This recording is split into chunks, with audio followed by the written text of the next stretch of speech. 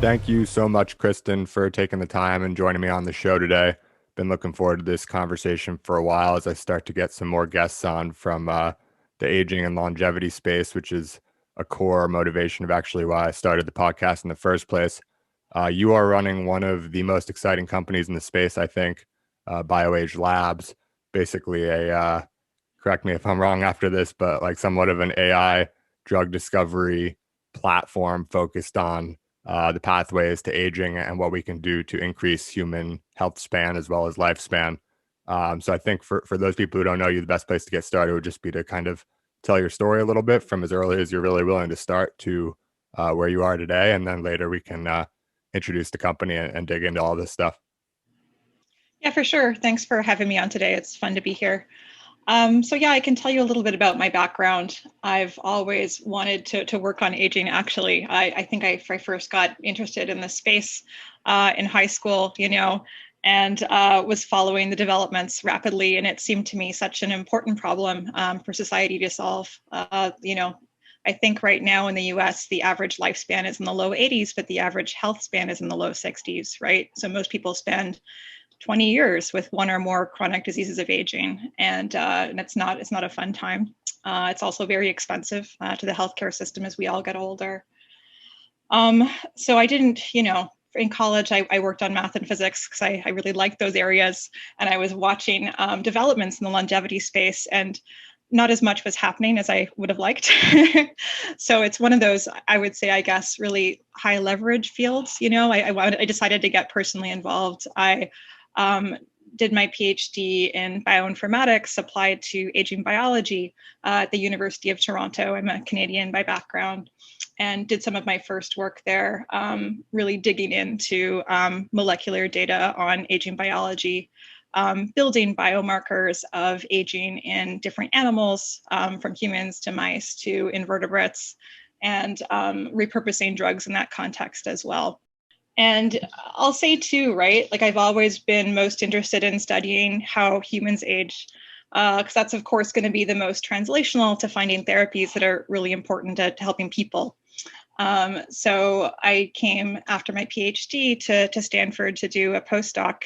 I was really excited to get my hands on some really cool genome sequence data from humans who live to be older than 100 or 110, right? And was looking for genetic variants that might predispose you to longer life.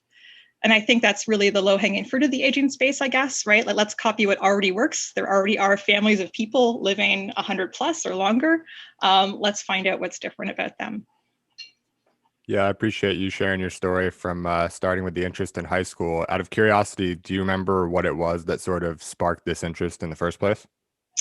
That's a great question. I've always been an avid sci-fi reader, so it probably naturally fell out of, reading too much Greg Egan and everything else in that space, also to frontier science and tech. Right. And so there's been, very minimal sort of like obviously the concept of slowing or reversing aging for basically all of humanity has been like somewhat intriguing to various degrees, but never did we actually think that we could make a difference in it, at least not in like the maximum. We've seen over the last um, century plus how we could extend like the average lifespan by going after child morbidity and infectious diseases and things like that. But the thought of extending the maximum has sort of been, like you said, sci-fi. But more recently, first I think with certain experiments in mice and maybe even humans, I'm not sure, related to caloric restriction in the earlier part of the last century. And then most notably, like Cynthia Kenyon's research, seeing that you could kind of tweak one gene in C. elegans, which is basically worms, and extend their lifespan massively, sort of added some fuel to the space. So where did that kind of intertwine with your interest, and what do you think generally like um, that major milestone sort of did for the space in terms of just sort of helping people to believe that this was something that we could actually go and actually solve? No, that's a great perspective, and I agree completely with that kind of narrative, right? The important thing for people outside the field to know is that aging is a new science, right? It's still, not that common for it to be people in academia that focus on aging. There are just starting to be a few biotechs taking aging-derived drugs to the clinic, and that's because everything is very recent.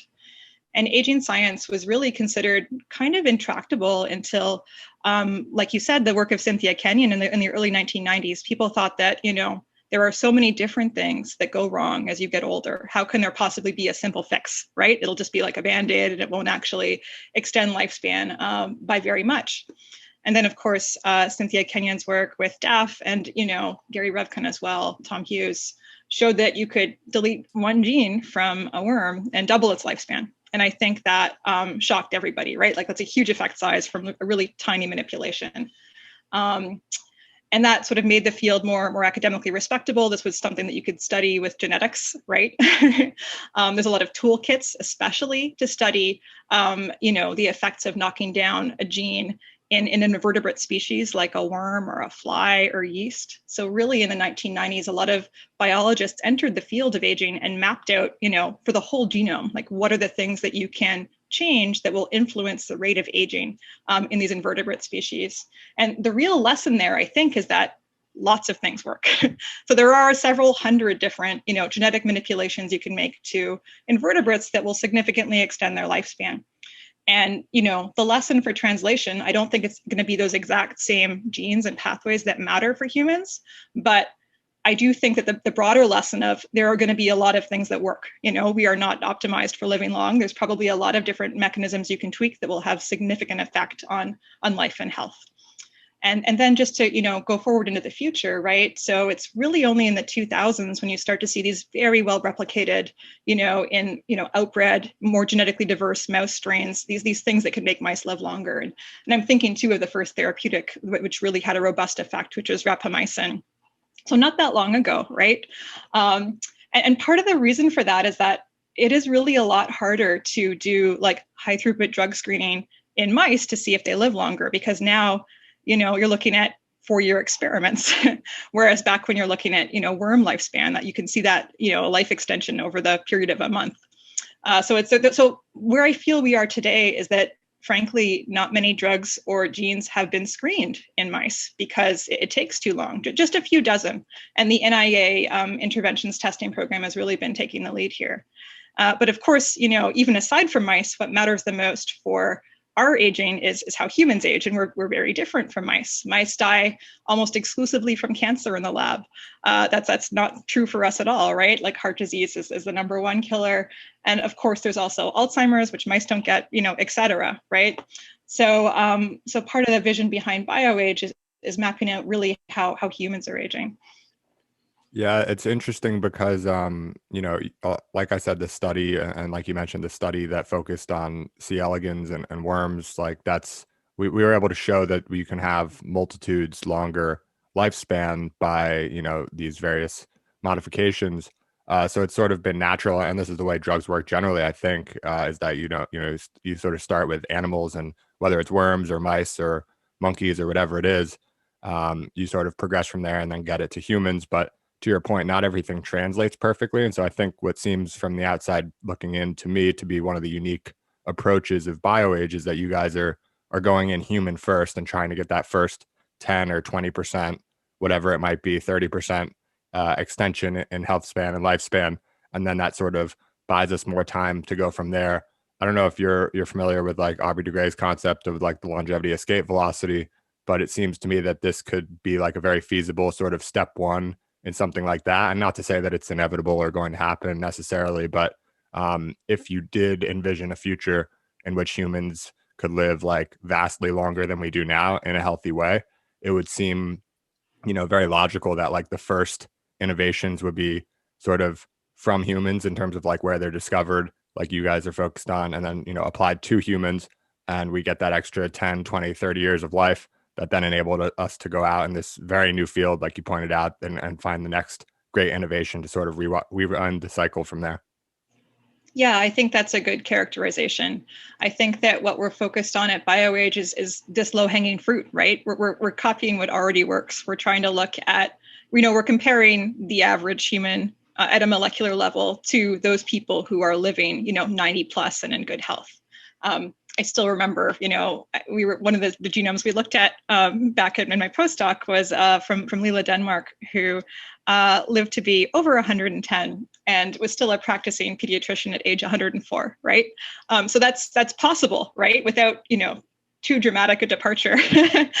So we really want to find the pathways that are different in those people and then drug them. And yeah, I feel like it's not going to be that hard. There will be therapies that are discovered in the near term that could add, 20 years of healthy life. So when you went and started the company, it was not like a common thing, and it's still not a common thing, but it was even less common back then to go and start a company focused on extending health span and lifespan, broadly called like an aging company. What sort of gave you the conviction to go and do that in the very early days when this was just not a thing to do, and sort of take that risk for, presumably the reward of being one of the first to make a real difference? Yeah, so I'd always wanted to develop therapies that would actually help aging, in people. And I, realized over time that that doesn't really happen in academia, right? Like there's lots of really awesome science that gets done in academia, but that next translational step has to happen outside. And then, as you said, right? I mean, part of the reason I started a company was because there weren't a lot of other ones out there, right? And it was really sort of conviction in the value of this big experiment that we were going to run. And the big sort of experiment that BIOAGE is based on is, because humans age on the scale of decades, we really need molecular data that span decades in order to figure out how people age. And, you could go and do that today. You could start collecting, biobank samples from people and then wait 50 years for them to die.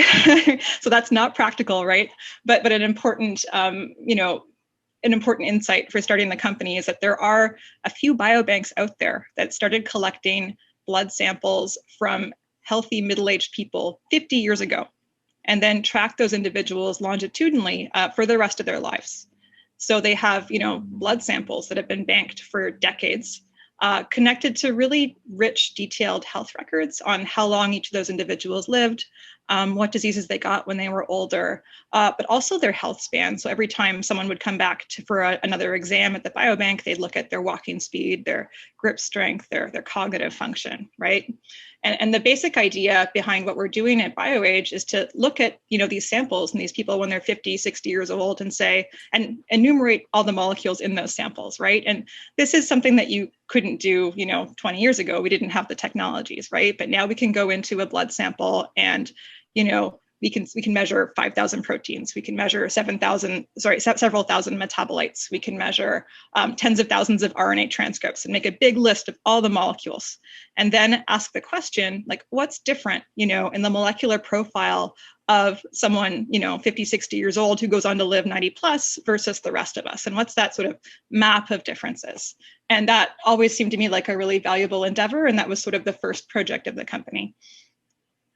So, like, if you went out and set out today to give ourselves like the best chance of finding some great discoveries 50 years from now, to the point that you sort of brought up, you would start tracking people's health in a variety of ways, including blood samples and things like that.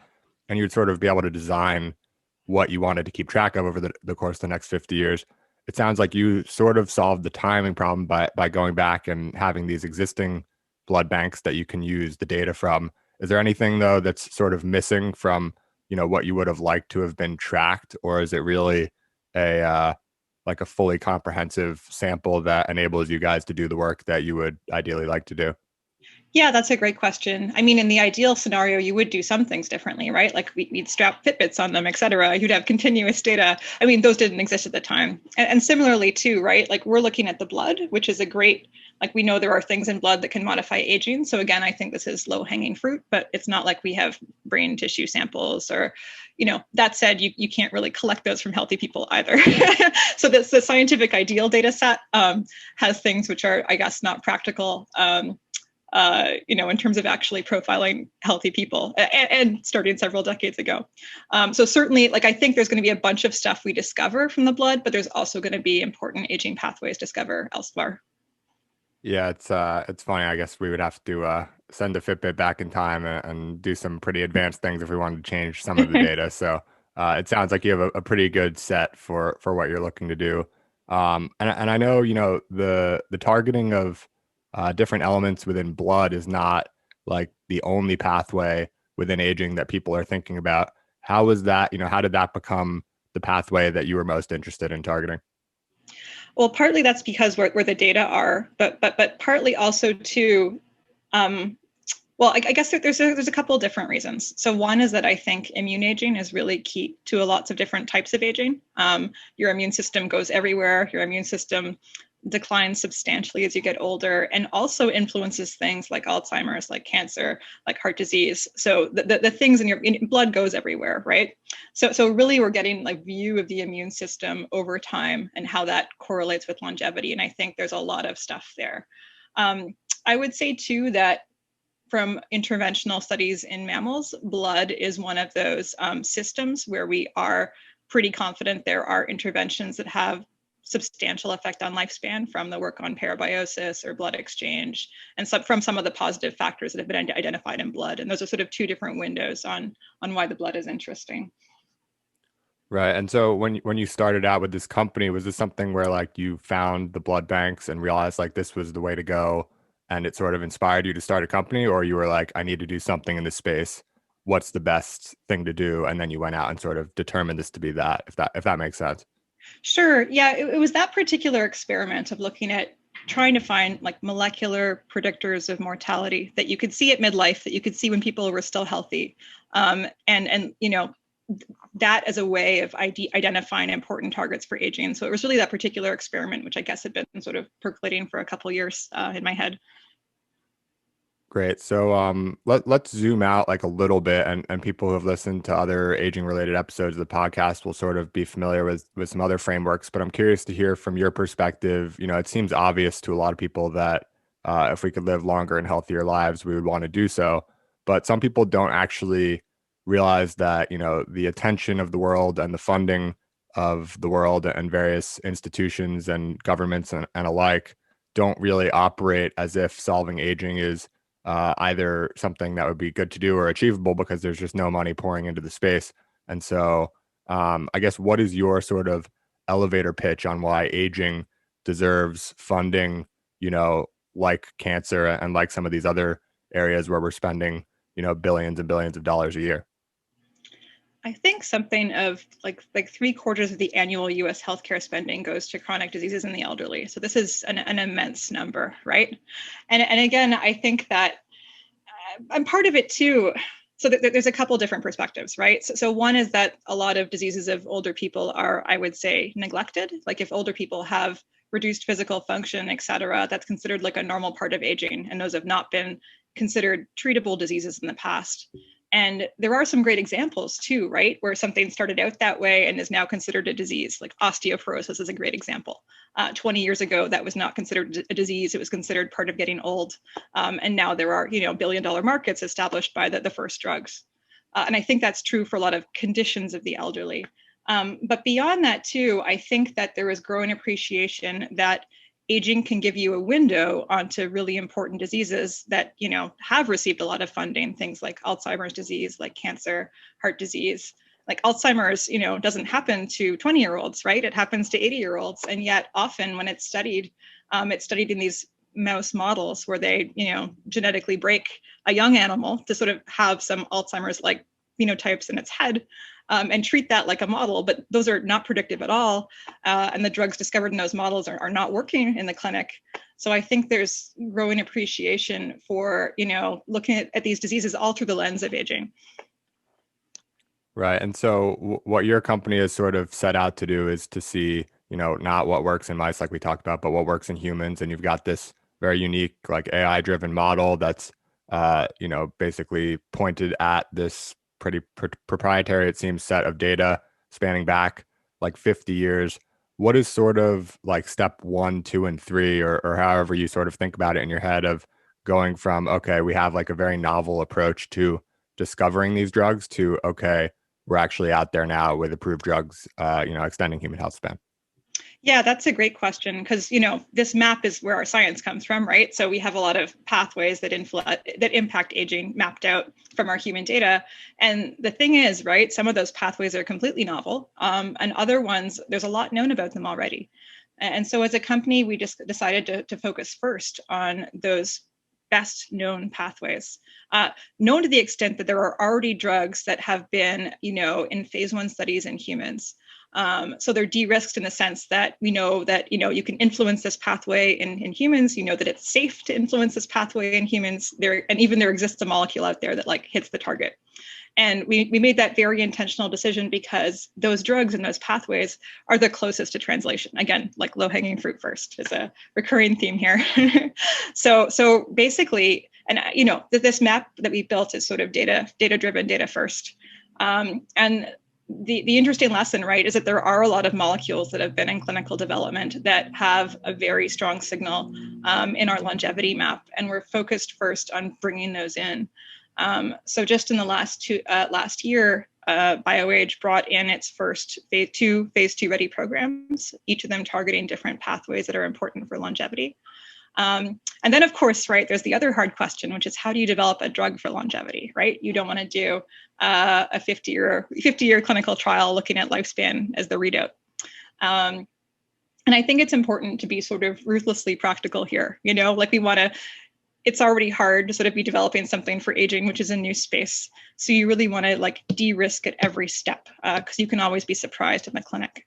So the way that we're approaching clinical development at BIOAGE is we're bringing in drugs where we think there's ultimately the potential for ideally like chronic dosing in a healthier elderly population for a huge indication with huge unmet need because it's an aging indication. But along the way, there is what is known as a model clinical indication, like a first indication that's very practical in terms of, the regulatory endpoints with the FDA, the payer strategy, practical in terms of the number of people you have to look at in your clinical trial to see a signal that gets you more confident about the mechanism, that also teaches you about aging. So both of our programs, that's kind of our roadmap. And again, there's drugs that you can look at, like, I think statins in a way are a good example of like kind of an aging drug, right? Like if you're over 40 and you have a couple of risk factors, your doctor will prescribe statins. But that's not how they were developed in the clinic. They were initially developed for a very narrow, focused orphan disease, hypercholesterolemia, and then the label was expanded over time. And that's a similar kind of approach, which is sort of the most practical one, I think, for aging drug development that we have right now. Yeah, so you mentioned a couple of drugs that you've been able to bring to the clinic already. I understand one was like a very recent announcement, the BGE 117, I think. That's right. And then there was another one, which I'm not sure what stage that's in exactly, but I think that was previously announced.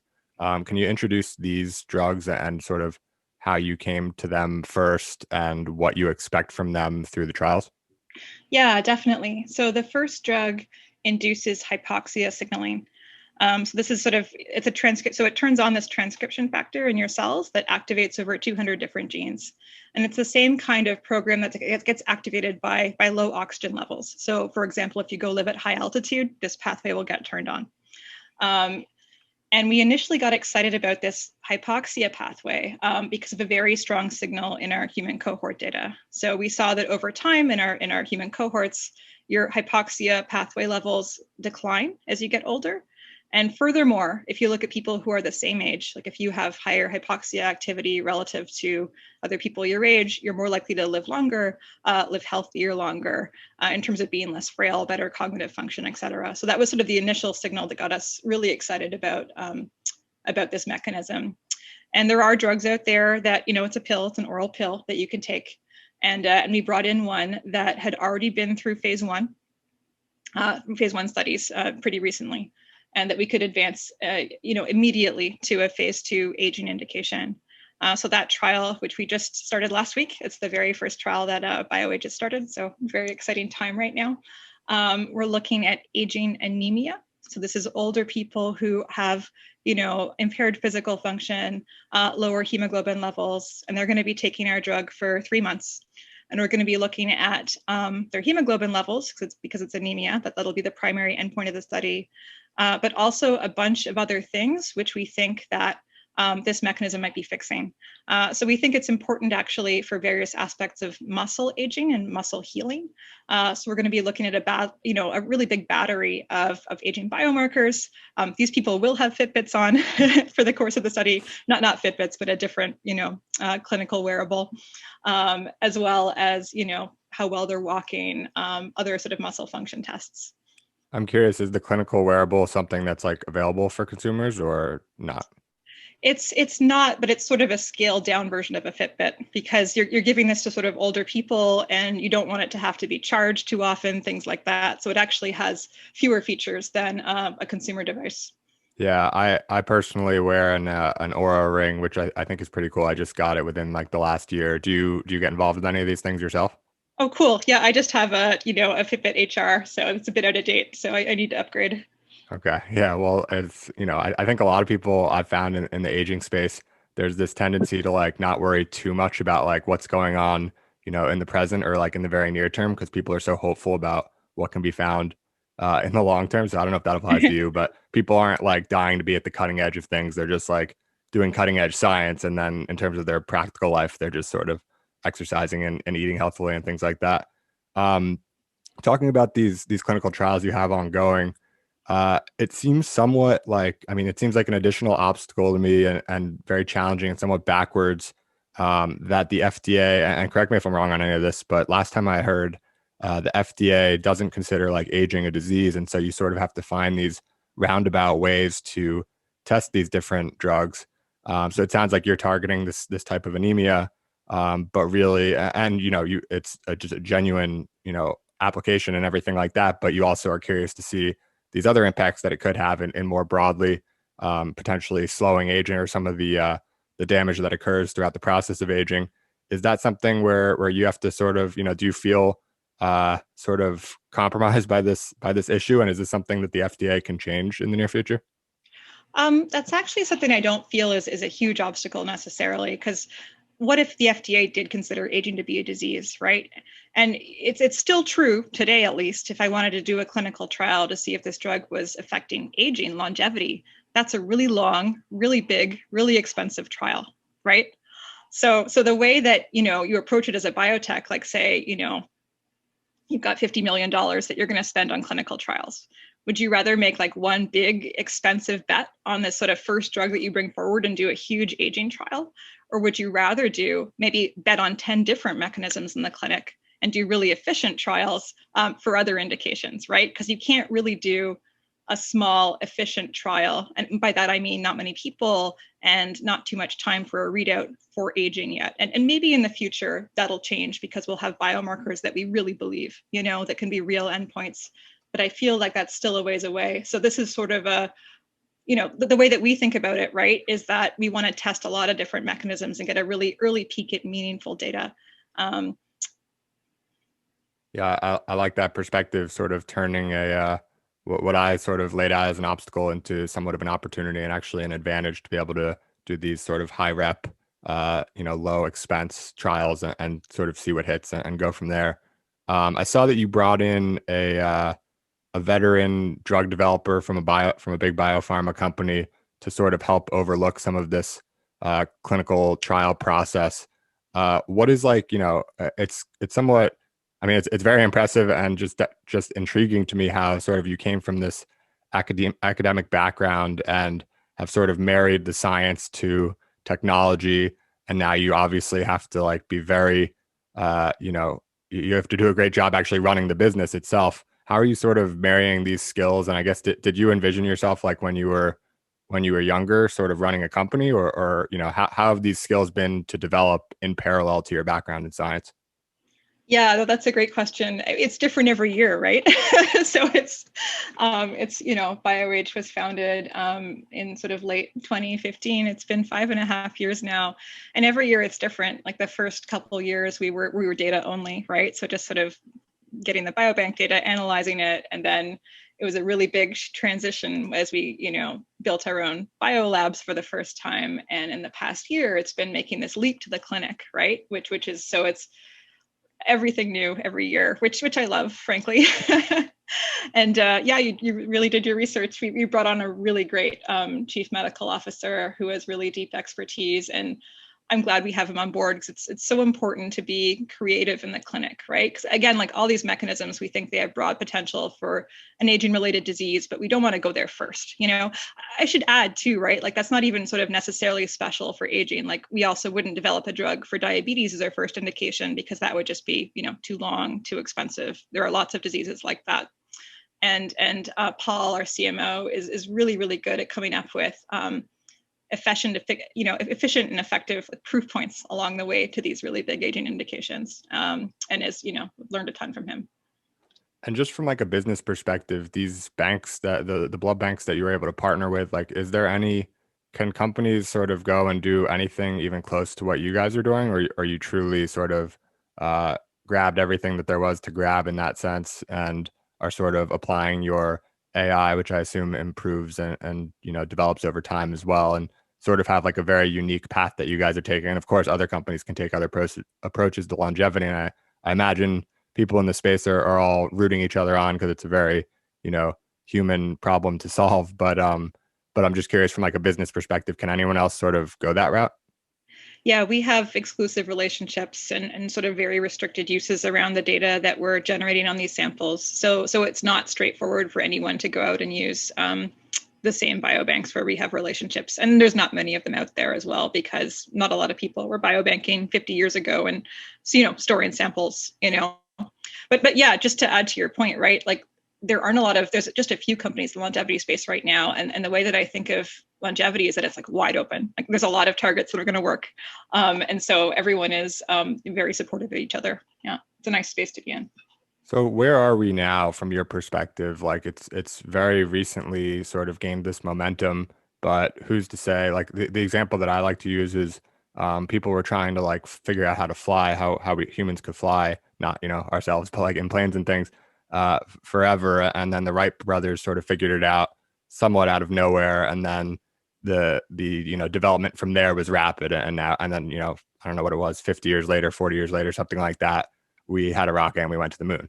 So it's like I think aging, once these initial progresses and signs of it working in humans are shown, we could have like similar progress. But when do you think that initial moment could come? And do you sort of agree with my perspective on once that comes, things really accelerating from there? Yeah, I totally agree. And specifically, I guess, that the very first time that the FDA approves a drug, which, is an aging mechanism, that's going to be really meaningful for the field, right? So it could be one of our drugs or one of Unity's or, all the other companies that will come to the clinic in the next few years. Like, I feel like that can be a really watershed moment for the field. Because right now, again, like there's just not a lot of resources or people or companies focused on the space. But, once large pharma got involved, right? Like once we have some successes, I think, and then I think that means clinical successes in humans, drug approvals, then I think that will dramatically accelerate the pace of progress. So your system that you've developed, like we talked about, it's very unique, very difficult, if at all possible, even to sort of replicate. It's pointed at, from my understanding, is like the blood for the most part. That's sort of the whole driver of the business and everything. But in the future, could you see yourself taking this AI approach to sort of other avenues, like going through electronic health systems and analyzing data, not from the blood, but from like those health systems on people who have taken different drugs and experienced, better aging processes and been healthier in old age and things like that? Or, going the genetics route, or are you sort of laser focused on the blood in the near term? Well, in the near term, it's blood, but we're already looking for data-driven approaches broadly, right? So, like, what can we learn from the human example? I think that's sort of like the broader focus of the company, right? We want to, again, like, I think this is so important to look in humans, right? Because you might see that a pathway works awesome in worms, but then, maybe there's some horrible side effects if you do that in a person that you just wouldn't notice in a worm. And by studying people who are already living longer lives, you can see people where they've had like that pathway induced for 100 years and everything is fine, right? So I think it's incredibly de-risking to work with the human data And there are a lot of other human data types that we would like to bring to bear over time, including, as you mentioned, right, genetics, EHRs and real world data, et cetera. Yeah. Right. And so, the upside of working with humans is you sort of have a much higher degree of certainty that it's going to work, whatever sort of data that you find. But with animals, there's more, you can test more freely and things like this, and That's right. Yep. potentially find these um, innovations or technologies that or genetic modifications that could really move the needle more than maybe 10 or 20%, sort of seeing the best of human examples and applying that to people who weren't so fortunate genetically or with their blood or whatever it might be. um, do you sort of like, when I think about what you guys are doing with the human first approach, I think of that benefit that I sort of just touched on, that you sort of have a high degree of confidence it's going to work. It's like the low hanging fruit, like you've said.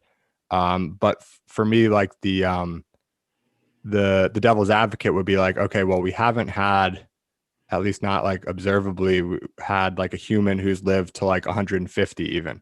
We've had people live past their hundreds and be in good health. You mentioned like the doctor who was practicing, well past the age of 100. But even like the greatest outliers, there seems to be like a maximum.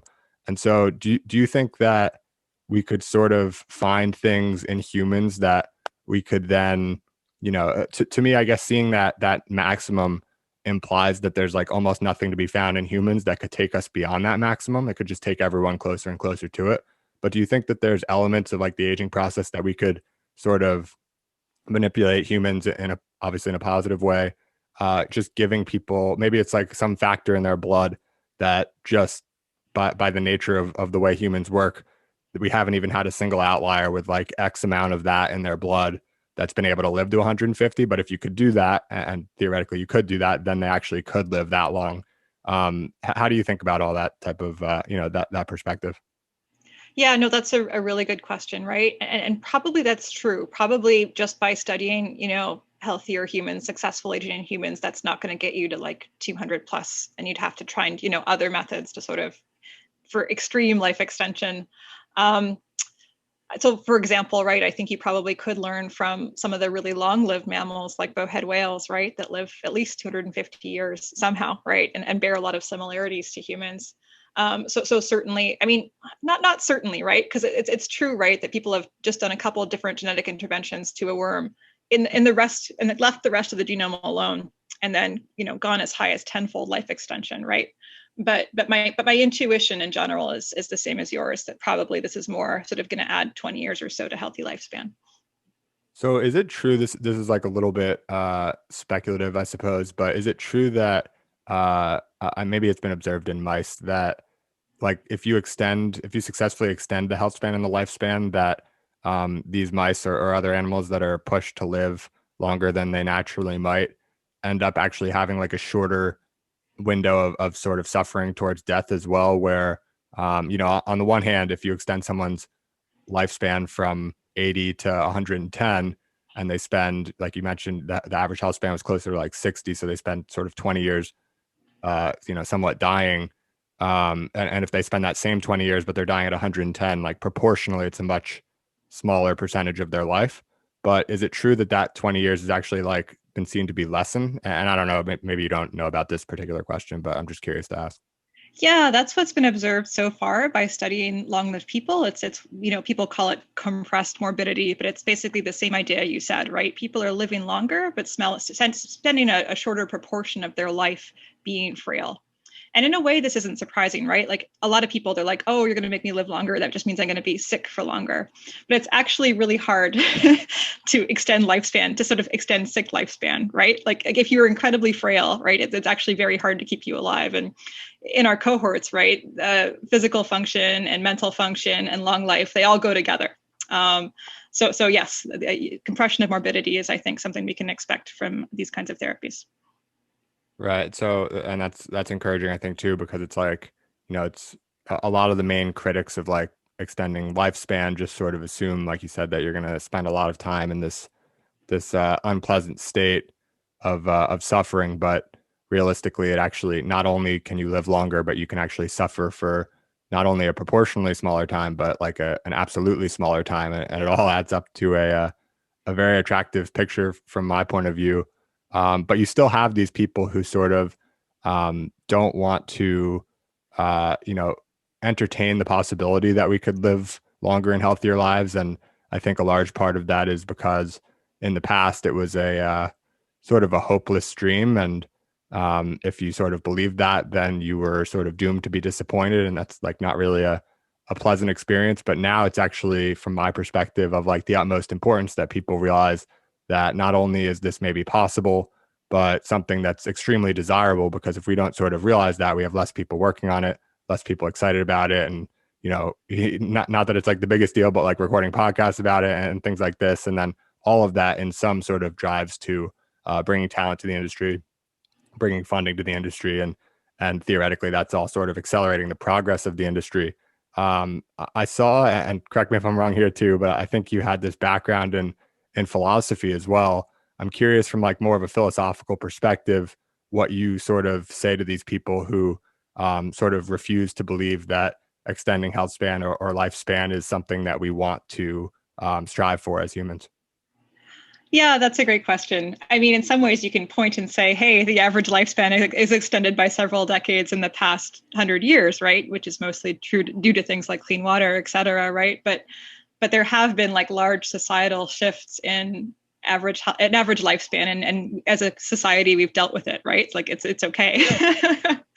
um, so I feel like, you know, I think a large part of the problem is that when people think of living longer, they still identify that with being ill for longer, right? Sort of being like 80 years old, but like for a few decades.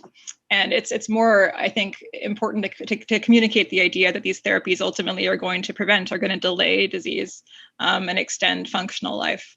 And I think when you communicate it that way, there's actually a lot more enthusiasm. And it's funny, I've been in this field now for a while, and there's been a real acceleration in the last 10 years in the terms of people working on it, in terms of the good science being done in different areas. And also, I think, in terms of public perception. And it's true that it's still early days and we have a lot of progress to make, but it's, we're on a good trajectory.